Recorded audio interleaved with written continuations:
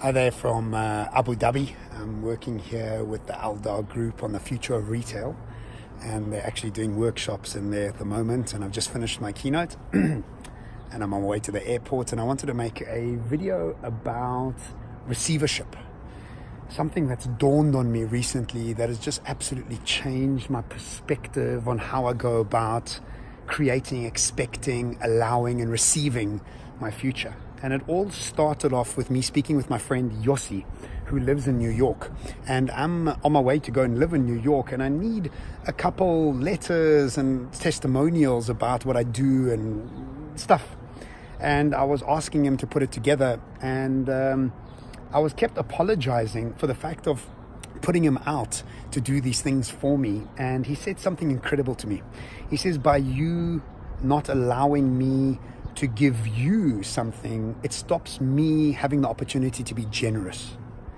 And I thought to myself, wow, how selfish of me not to think that I am worthy of receivership. How selfish of me to not allow other people to be generous.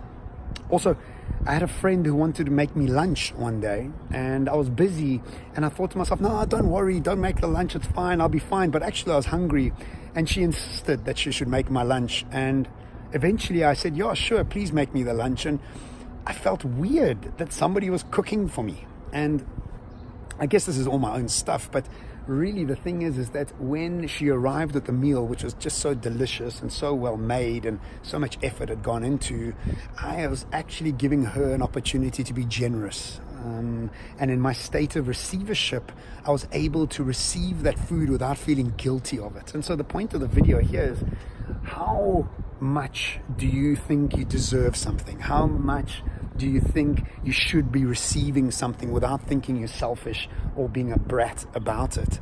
And I didn't realize that for the longest time I wasn't in a state of receivership.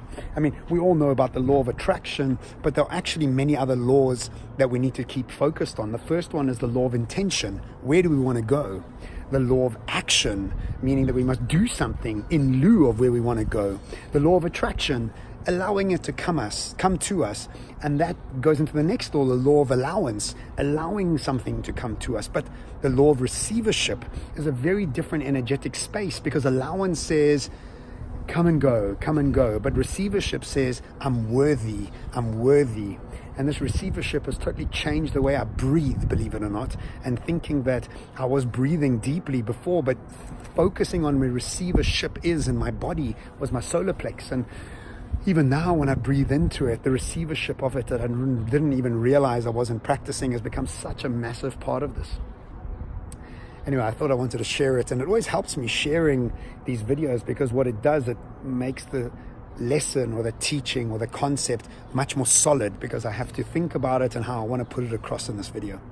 Either way, from a wintry, believe it or not, Abu Dhabi, around 20-21 degrees, from the stadium here, hoping everybody's doing well back in SA, and I'll be home tomorrow morning and then off to Portugal next week, which I'm so excited about. Ciao.